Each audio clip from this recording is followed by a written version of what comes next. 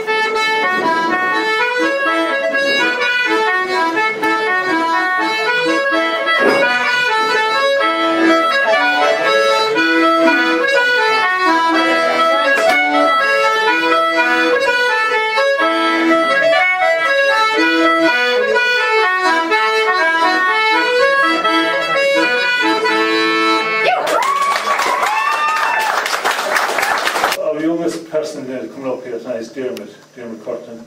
He's from Tunafulla, and in about 2 weeks' time he's in Flackyard in Herm. He's going to do a little thing for us tonight. So Dermot Curtin.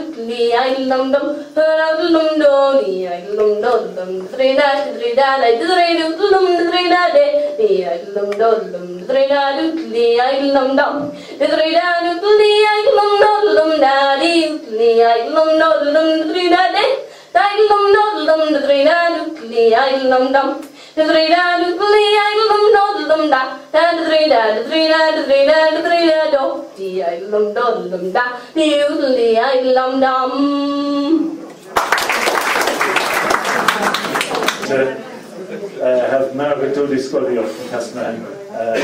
She's one of the founders of the Castleman Literary Journal. Good night, everybody. Good night, everybody. How do I follow all of this? And I'll give it a try anyway. My poem is A Vision of Choice, and it evolved on a visit back home a couple of years after my mother died, and she wasn't there. Today I thought of you just like yesterday and the day before, but today, more than any day, I called to your home, you weren't there. I walked away and thought of you. With each step I pictured you in my mind. I followed the path a distant voice seemed to guide me to. I waited there and thought of you. The bitter cold air died away as the sun peeped slantingly through a window in the clouds, lighting up the mallard greens of the tallest trees, their heads drooping wearily, beckoning to me. From the branches I heard a melodious pigeon coo.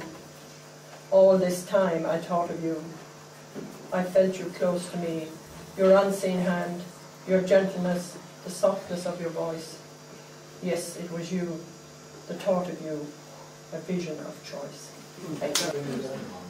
Yeah, Bryce Flaherty was my name. Limerick, native of Limerick. My mother's from Belfast.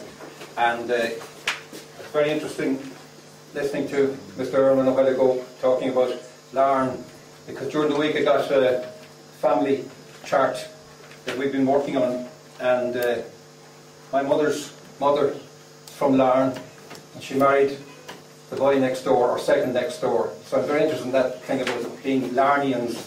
I've never heard it before, so it's something else to add to the sorry now.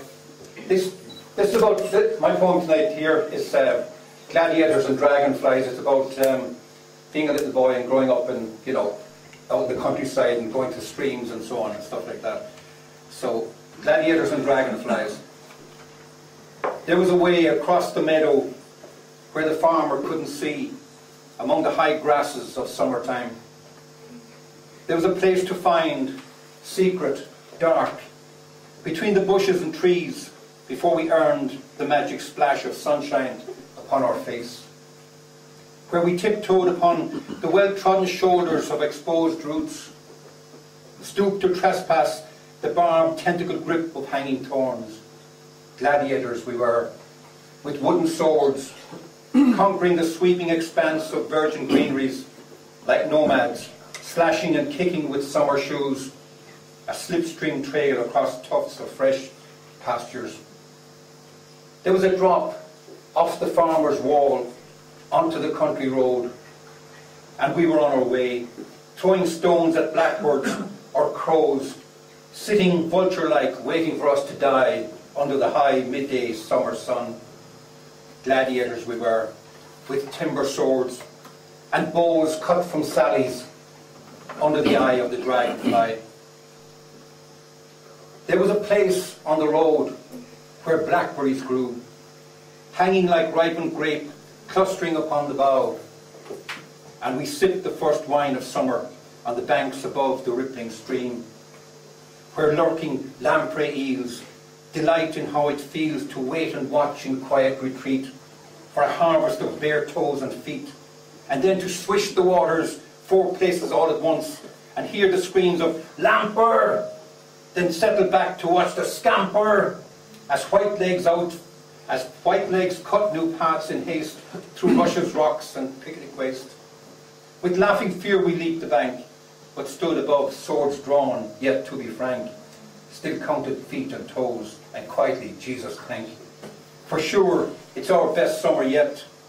For sure, that 12-foot lamprey eel we'll not forget. While down below in much less number, the lamprey settled back to slumber, knowing it was fun for you, because for him 'twas summer too.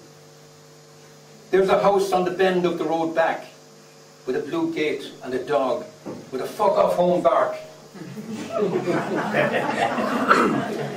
who chases us inside the safety of his fence, afraid to come out, knowing we are gladiators with swords and bows cut from sallies, right from under the eye of the dragonfly. Called Fool's Gold. A spear of sun stuck in the hills to my right across the way. It held its light on that spot, ablaze among the grey. I watched its gold deposit there among the craggy rock, and marked the spot, but searched in vain, its secret to unlock. Through winter nights it haunts me still, the memory never blurs, and mocks me from that craggy rock, that crop of golden furs. This final one is called The Eternal Embrace. It's written, my mother died just a short couple of years back, and buried, of course, with my father, so this is called Eternal Embrace. I will go to the graveyard again today, on all the other days, knowing as I do about death and dying. And yet it matters not, for they are together again, continuing that eternal embrace, first begun before they gave birth to me. Thank you. Anyway, our next poet He's from Mayo, Achill Island, but he married a girl in Kerry, and it's Mike Gallagher. Mike, if you look over there at the wall, there's a little poster put up with 3 figures in red. And Mike is behind that. It's called The First Cut. It's the way that publishing is going. It's an e-zine magazine. Mike has put that together, and it's the 2nd edition is only out in the last couple of days. He's a fantastic poet. He won the Hartnett Poetry Award. He's also been nominated for a Hennessy Award out of the Irish Times. Mike Gallagher. I'm from Achill Island. There was Ireland is an island off the coast of Achill, actually. And I was grew up in Achill in the 40s and 50s. And the most notable thing about Achill was, at that time, was the absence of men. Because all our fathers were migratory labourers. And we only saw them twice a year, basically. Or once a year, 2 weeks a year. And all the kids were born 9 months after Christmas, 9 months after Patrick's Day, or 9 months after August bank holiday. It's not fair to scale. And these couple of poems are about growing up in Achill at the time. First one was called Birthright. The storm lantern swayed, sped us to the byre by the sweeping river.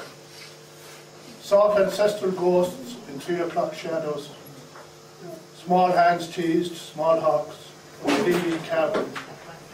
Blew life into glazed nostrils. Mother and son eased back through dawnlit haggards. She prepared beastings for her eldest son. Then wrote to the Kilburn farmer. The red heifer had a bull calf. The second poem is called The English Papers. As I said, there were all migratory labourers, and you'd get the postman a call twice a week, basically. First time would be with they got paid on Thursdays, and it was cash that time. It turned up on the Tuesday, and on the Thursday we'd get a parcel of papers.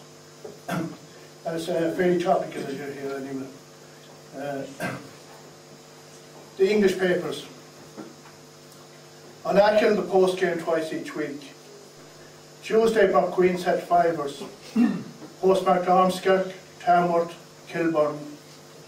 Short letters from villages of men transplanted in mass to alien trenches. Thursday brought brown paper rolls, neatly wrapped. Andy Jack flung them from his bike, cursed their weight, their wickedness, their Englishness, with equal ferocities. The Achill mother unfurled the Sunday Post, plucked the news of the world from the entrails of the Sunday Mail, and, with a magician's sleight of hand, made it disappear.